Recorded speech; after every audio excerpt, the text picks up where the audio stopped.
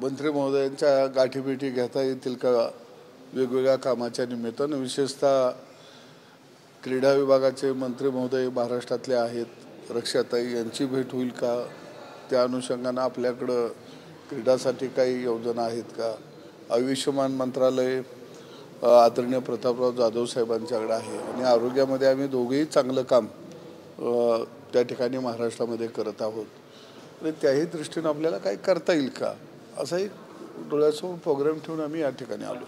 ते मंत्रीपद मिळाल्यानंतर दिल्लीत येतात, तुम्ही मंत्रीपद नाही मिळाले तर दिल्लीत आले.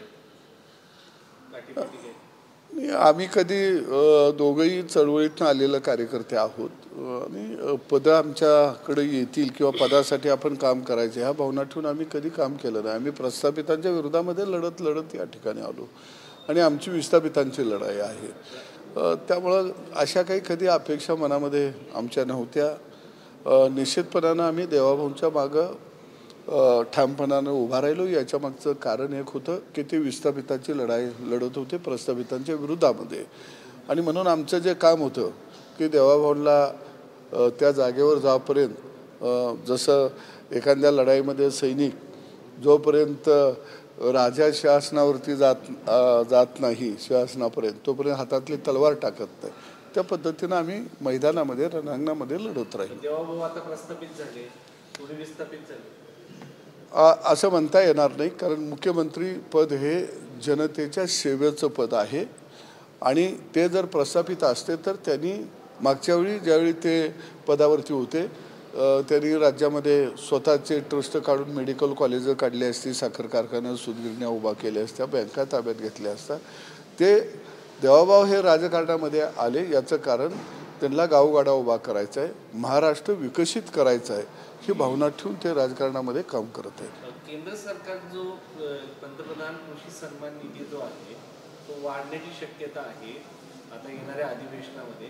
तुम्ही राज्य सरकारच्या मित्रपक्ष आहात, तुमची काय अपेक्षा आहे? महाराष्ट्राने पण ज्या पद्धतीने केंद्राचा 6,000 होता आपल्याकडे 6,000 केला, तर केंद्राचं वाढलं तर राज्य सरकारने वाढवावा का? तुमची काय आकडा कितपर्यंत वाढवावा अपेक्षा? नाही, मला वाटतं की स्वामीनाथन आयोग ज्यावेळी निर्माण झाला किंवा स्वामीनाथन यांनी काही शिफारशी केंद्र सरकारला केल्या आणि त्या काँग्रेसच्या कालखंडामध्ये केलेल्या होत्या, त्याची अंमलबजावणी निश्चितपणाने त्या काळामध्ये झाली नाही.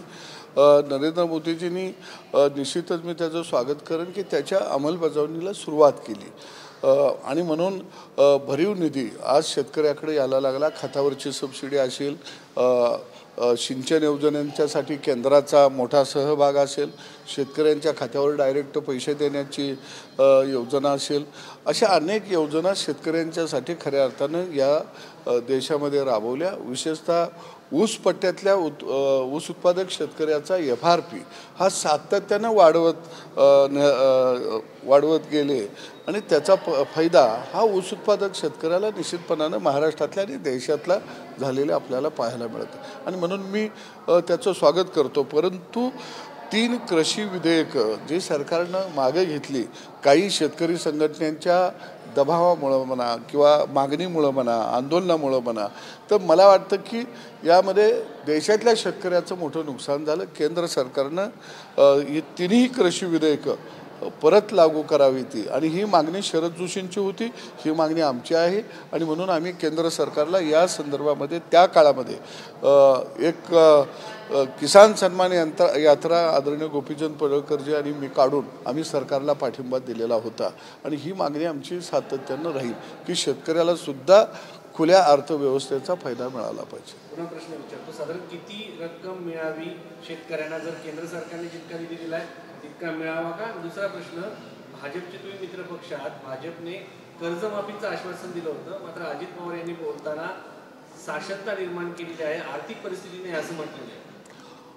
मला वाटतं की किसान सन्मान योजना केंद्राच्या बरोबरीनं राज्यानं दिली, लाडकी बहीण योजना आणली शेतकऱ्याच्या घरामध्ये, त्याही माध्यमातून राज्य सरकार पैसे द्यायला लागलं. दुसऱ्या बाजूला 7.5 HP पर्यंत कृषी पंपांची वीज माफी ही शेतकऱ्यांना महाराष्ट्रामध्ये 70 वर्षाच्या कालखंडानंतर पहिल्यांदा दिली.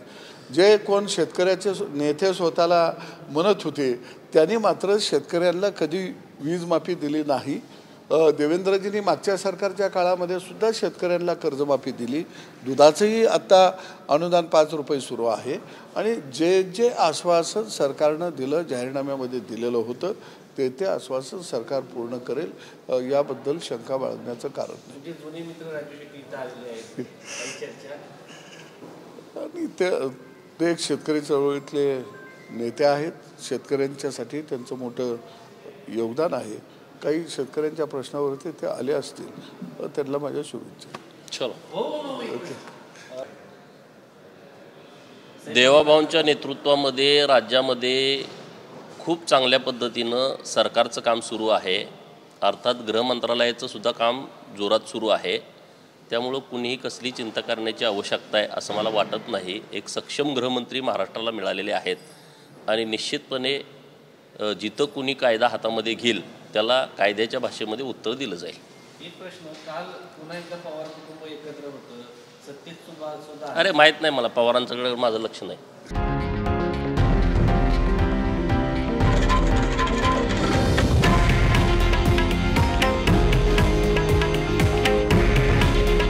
हे आहे देशातील नंबर 1 न्यूज नेटवर्क आणि आपण पाहत आहात TV9 मराठी. काळजी तुमची, हित महाराष्ट्राचं.